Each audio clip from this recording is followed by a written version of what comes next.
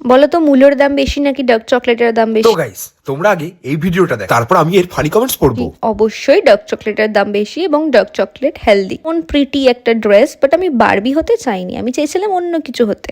তো যাকে আমার বেশ ভালো লাগছিল আমাকে। তো আগের একটা গেট রেডি উইথ মিতে একজন কমেন্ট করেছে যে রসটা এত থাকলে বোতলে ভরে রাখো। দেখো, বোতলে ভরে রাখার জন্য তো রস উৎপন্ন হয়নি। মানুষের মনের রস হবে একদম ঝর্ণার মতো, বা ধরে নাও নদীর মতো, যেটা বয়ে চলবে নিরন্তর। সেটাকে যদি আমি বোতলে ভরে রাখি তাহলে তো লিমিটেড হয়ে গেল, তাই না? সময় কম, শুরু করো। তোমার বড় মূল্যের দরকার, ছোটখাটো মূল্যই তোমার কাজ হবে না। দেখতে পেতনির মতো লাগছে। মূল্য যখন পেছনে ঢুকবে না, সব রস বেরিয়ে যাবে।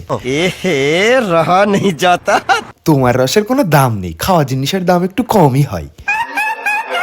তোমার রসে 2 ফুটা লেবুর রস দিয়ে শরবত বানাতে দেবে আমায়?